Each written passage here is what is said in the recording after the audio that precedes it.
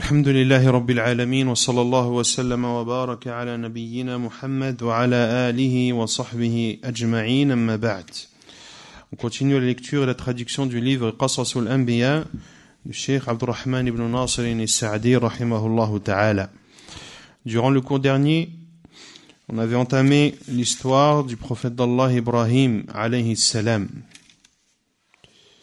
On s'était arrêté au fait qu'Ibrahim alayhi salam n'a pas cessé d'appeler son peuple de plusieurs façons et il a appelé de façon particulière son père Azar.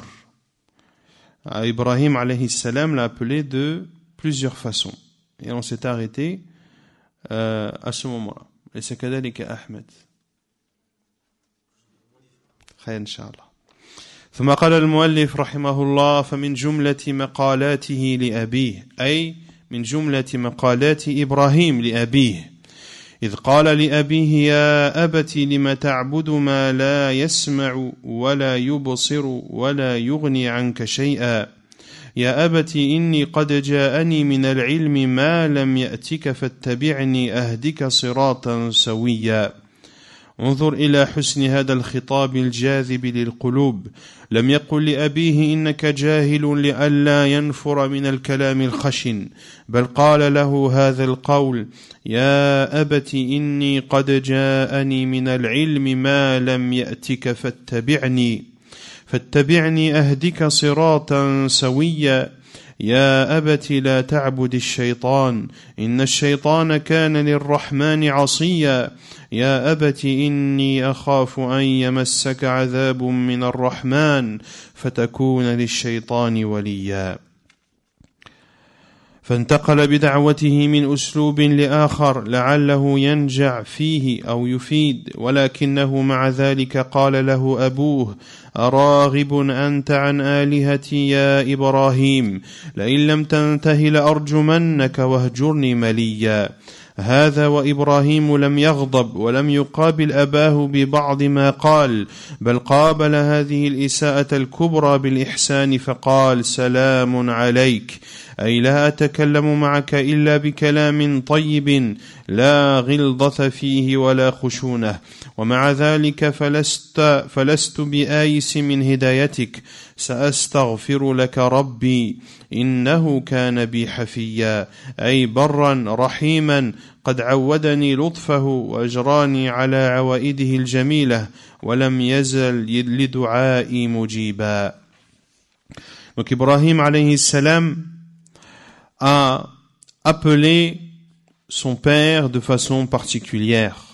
Et parmi les paroles que lui a adressées Ibrahim alayhi salam, comme nous le rapporte Allah Azza wa Jal dans les versets 42 et 43 de Sourate Maryam, lorsqu'il dit à son père, c'est-à-dire Ibrahim, ô père, n'adore pas ce qui n'entend ni ne voit et ni ne pourrait être d'aucun bénéfice.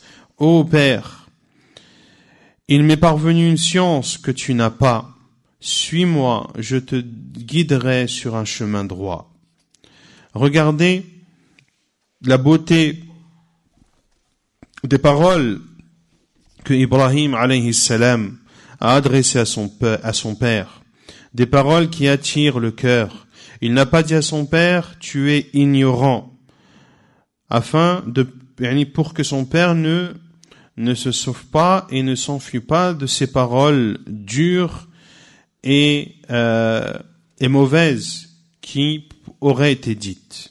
Mais Ibrahim alayhi salam lui a dit ces paroles. Ô père, il m'est parvenu une science que tu n'as pas. Suis-moi et je te guiderai vers un chemin droit. Ô père, n'adore pas le diable, car le diable a désobéi au tout miséricordieux. Ô père, j'ai peur qu'un châtiment de la part du tout miséricordieux te touche et que tu sois un allié du diable. Ibrahim alayhi salam a ainsi appelé son père à l'adoration d'Allah Azza wa Jal et à délaisser le polythéisme en utilisant plusieurs méthodes, en espérant que celle-ci soit bénéfique et qu'elle apporte ses fruits. Mais malgré tout cela, son père lui a dit: Ô Ibrahim, aurais-tu du mépris pour mes divinités? Si tu ne cesses pas, certes je te lapiderai. Éloigne-toi de moi pour bien longtemps. Malgré cela, Ibrahim alayhi salam ne s'est pas énervé et n'a pas répondu à son père de la même façon. Au contraire, il a répondu au mépris, au grand mépris par la bienfaisance, et il lui a dit: Salamun alayk, paix sur toi. C'est-à-dire, je ne t'adresserai que des paroles bonnes, des paroles qui ne seront pas dures. Et malgré tout cela, je ne désespère pas de ta guider. Puis il dit: Sa'astaghfiru laka rabbi, innahu kana bi hafiyya. Je demanderai à mon Seigneur de te pardonner, car il m'a toujours comblé de bienfaits. C'est-à-dire que Allah Azza wa Jal est bon et miséricordieux et m'a habitué et est gentil, et Allah Azza wa Jal ne cesse d'exaucer mes invocations. فلم يزل إبراهيم مع قومه في دعوة وجدال وقد أفحمهم وكسر جميع حججهم وشبههم فأراد صلى الله عليه وسلم أن يقاومهم بأعظم الحجج وأن يصمد لبطشهم وجبروتهم وقدرتهم وقوتهم غير هائب ولا وجل. فلما خرجوا ذات يوم لعيد من أعيادهم وخرج معهم نظر نظرة في النجوم فقال: إني سقيم، لأنه خشي إن تخلف لغير هذه الوسيلة لم يدرك مطلوبه، لأنه تظاهر بعداوتها والنهي الأكيد عنها وجهاد أهلها. فلما برزوا جميعا إلى الصحراء كر راجعا إلى بيت أصنامهم فجعلها جذاذا كلها إلا صنما كبيرا أبقى عليه ليلزمهم بالحجة. فلما رجعوا من عيدهم بادروا إلى أصنامهم صبابة ومحبة فرأوا فيها أفظع منظر رآه أهلها فقالوا: من فعل هذا بآلهتنا إنه لمن الظالمين. قالوا: سمعنا فتى يذكرهم يقال له إبراهيم، أي يعيبها ويذكرها بأوصاف النقص والسوء يقال له إبراهيم. فلما تحققوا أنه الذي كسرها قالوا: فأتوا به على أعين الناس لعلهم يشهدون، أي بحضرة الخلق العظيم، ووبخوه أشد التوبيخ ثم نكلوا به. وهذا الذي أراد إبراهيم ليظهر الحق بمرأى الخلق ومسمعهم. فلما جمع الناس وحضروا وأحضروا إبراهيم قالوا: أأنت فعلت هذا بآلهتنا يا إبراهيم؟ قال: بل فعله كبيرهم هذا، مشيرا إلى الصنم الذي سلم من تكسيره. وهم في هذا بين أمرين: إما أن يعترفوا بالحق وأن هذا لا يدخل عقل أحد، حيث إن جمادا معروفا أنه مصنوع من مواد معروفة لا يمكن أن يفعل هذا الفعل، وإما أن يقولوا: نعم هو الذي فعلها وأنت سالم ناج من تبعتها. وقد علم أنهم لا يقولون الاحتمال الأخير. قال: فاسألوهم إن كانوا ينطقون. وهذا تعليق بالأمر الذي يعترفون أنه محال. فحينئذ ظهر الحق وبان، واعترفوا هم بالحق، فرجعوا إلى أنفسهم فقالوا: إنكم أنتم الظالمون. ثم نكسوا على رؤوسهم، أي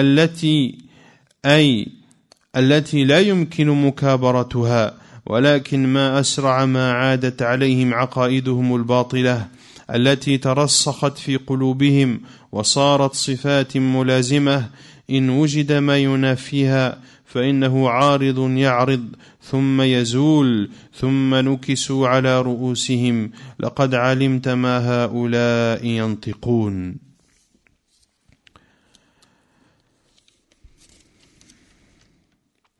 Ibrahim alayhi salam a donc continué à appeler et à polémiquer avec son peuple.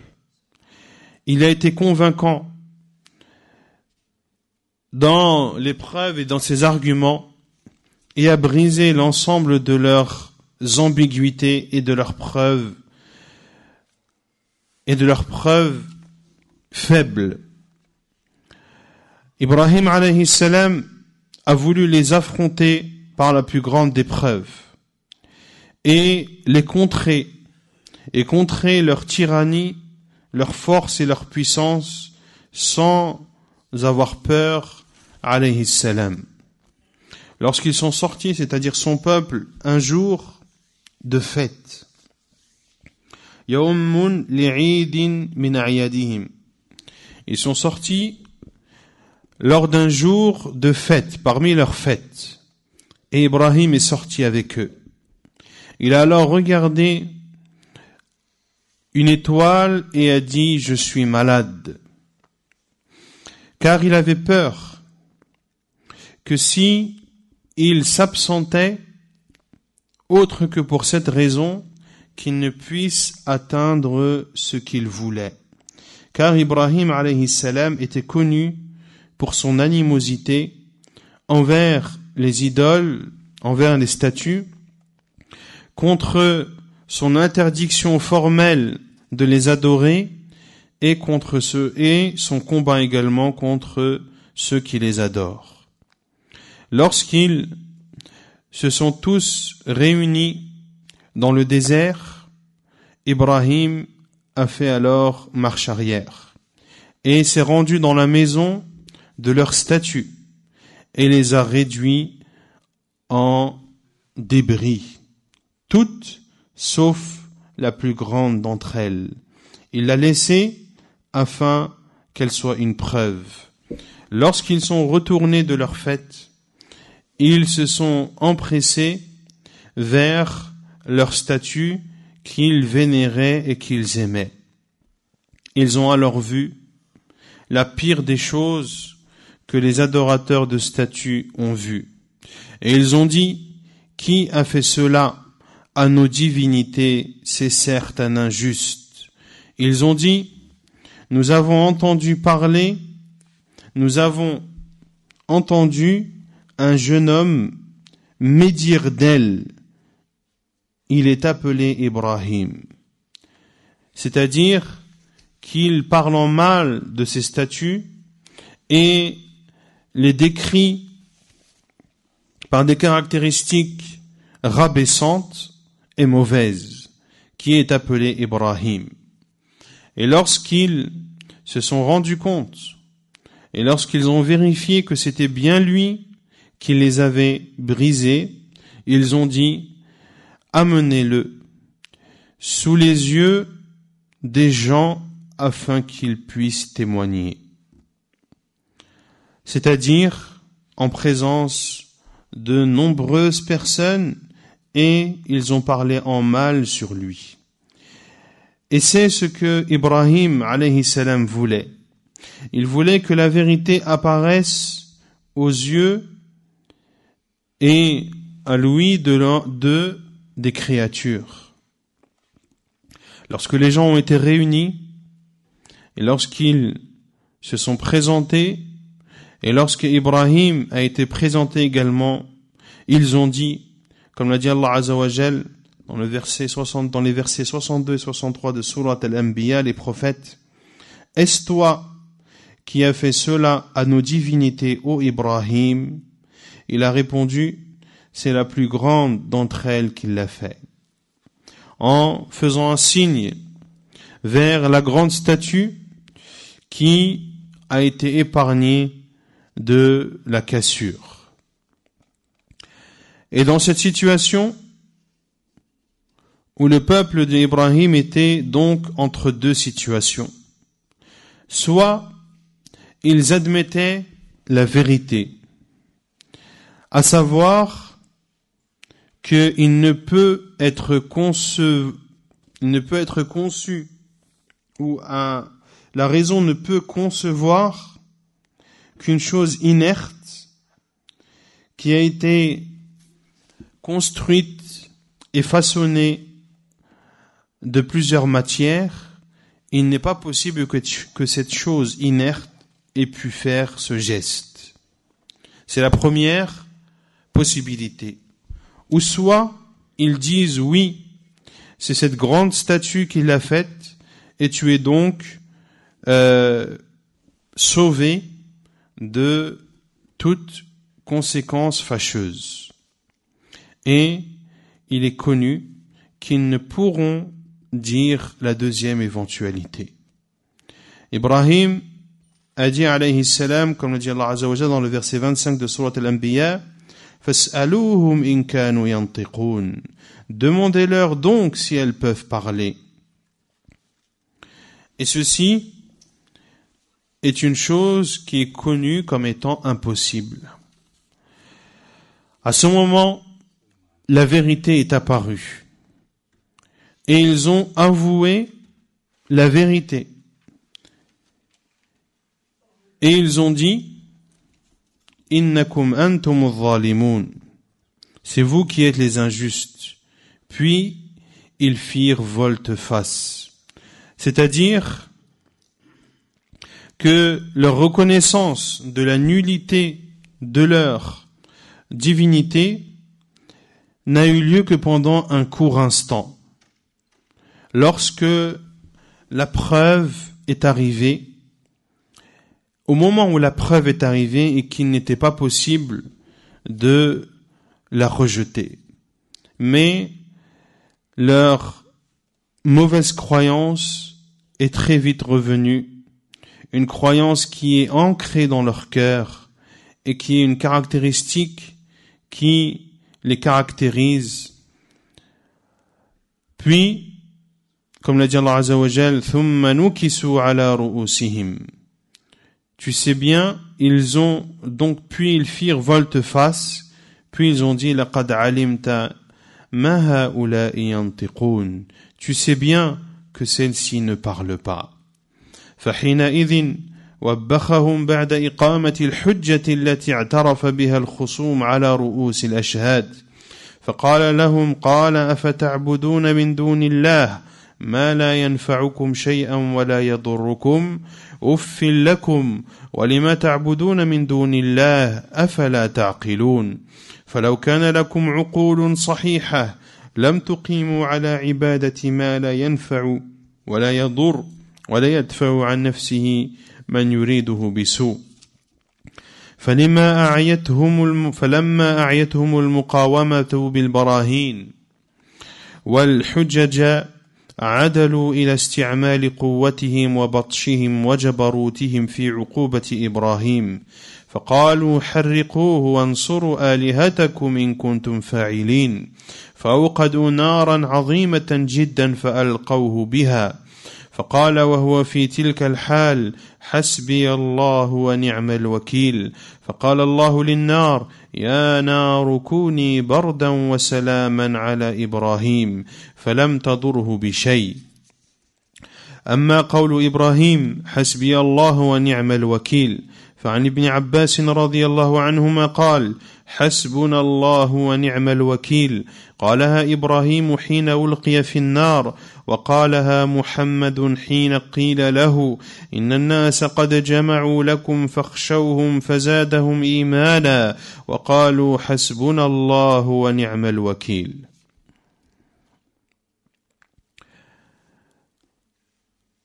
À ce moment, Ibrahim alayhi salam leur a fait le reproche après que la preuve évidente ait été avérée contre eux. Il leur a dit, adorez-vous en dehors d'Allah, ce qui ne saurait en rien vous être utile, ni nous vous nuire, Ouf à vous et à ce que vous adorez en dehors d'Allah. Ne raisonnez-vous donc pas? C'est-à-dire que si vous aviez une raison saine, vous ne persisteriez pas à adorer ce qui ne pourrait vous être profitable, ni ne pourrait vous nuire, et ni ne pourrait repousser de leur propre personne ceux qui leur voudraient du mal. Et lorsque les différentes preuves les ont fatigués, ils ont alors décidé d'utiliser la force, d'utiliser leur force, leur puissance et leur tyrannie pour châtier Ibrahim et pour punir Ibrahim. Ils ont dit, comme le rapporte Allah Azza wa Jal, brûlez-le. Secourez vos divinités si vous voulez faire quelque chose pour elles. Ils ont alors allumé un immense feu et ont jeté Ibrahim dans celui-ci. Il a dit, alors qu'il était dans cette situation, Hasbi Allahu wa ni'mal wakil. Allah est mon garant et c'est en lui que je place ma confiance. Et Allah a dit au feu, ô feu, sois fraîcheur et salut pour Ibrahim. Et ce feu n'a en aucun cas porté préjudice à Ibrahim alayhi salam. Et quant à la parole d'Ibrahim alayhi salam, Hasbi Allah wa ni'mal wakil, Abdullah ibn Abbas radiyallahu anhuma rapporte, comme cela est présent dans le Sahih de l'imam al-Bukhari, que la parole Hasbunallahu wa ni'mal wakil, Allah est notre garant et c'est en lui que nous plaçons notre confiance.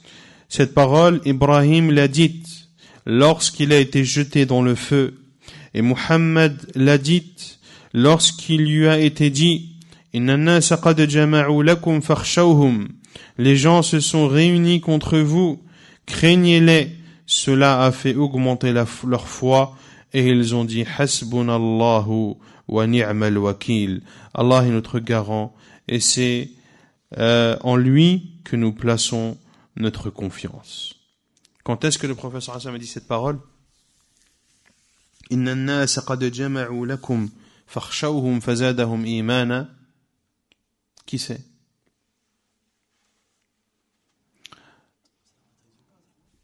Non, pas la bataille de Badr.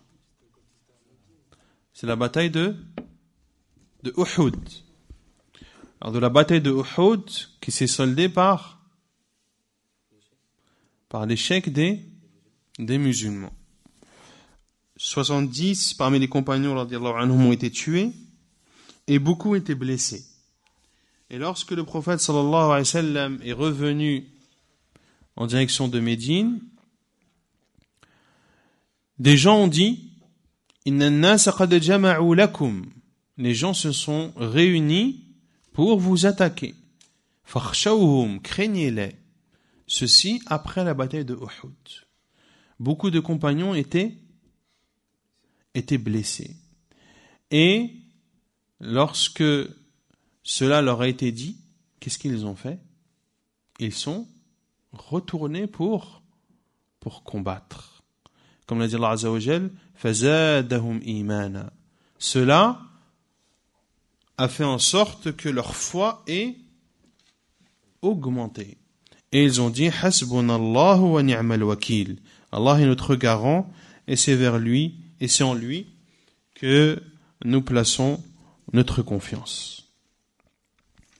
ثم قال وأرادوا به كيدا لينصروا آلهتهم ويقيموا لها في قلوبهم وقلوب أتباعهم الخضوع والتعظيم فكان مكرهم وبالا عليهم وانتصر الخليل على الخواص والعوام والرؤساء والمرؤوسين حتى إن ملكهم حاج إبراهيم في ربه بغيا وطغيانا أن آتاه الله الملك فقال إبراهيم ربي الذي يحيي ويميت قال أنا أحيي وأميت فألزمه الخليل بطرد دليله بالتصرف المطلق فقال فإن الله يأتي بالشمس من المشرق فأتي بها من المغرب فبهت الذي كفر والله لا يهدي القوم الظالمين. Puis Cheikh Saadi rahimahullah dit, et il voulait ruser, c'est-à-dire le peuple de Ibrahim. Il voulait ruser afin de faire victorieux, afin d'accorder la victoire à leur divinité et afin que existe et persiste dans leur cœur et le cœur de ceux qui les suivent la soumission à ces divinités. Mais leur ruse s'est retournée contre eux et la victoire a été donnée à Ibrahim alayhi salam. Et cela a été constaté par l'ensemble, par la masse, ainsi que par les personnalités, les chefs, ainsi que leurs tribus. Au point que le roi du peuple d'Ibrahim a polémiqué avec Ibrahim en disant, avec ostentation, qu'Allah avait fait de lui roi. Ibrahim lui a alors dit, mon Seigneur est celui qui donne la vie et la mort. Et ce roi a répondu, moi aussi, je donne la vie et la mort. Et Ibrahim alayhi salam lui a alors apporté un argument pour voir si cette personne avait effectivement le pouvoir absolu. Ibrahim alayhi salam lui a dit, comme le dit Allah Azza wa Jalla dans le verset 258 de Surat Al-Baqarah, فَإِنَّ اللَّهَ يَأْتِي بِالشَّمْسِ مِنَ الْمَشْرِقِ. Allah fait venir le soleil de l'Orient, fait-le venir de l'Occident. فَأْتِي بِهَا مِنَ الْمَغْرِبِ. Le mécréant resta alors confondu. وَاللَّهُ لَا يَهْدِي الْقَوْمَ الظَّالِمِينَ. Et Allah ne guide pas le peuple des injustes. واكتفي بهذا القدر وسبحانك اللهم وبحمدك أشهد أن لا إله إلا أنت أستغفرك وأتوب إليك.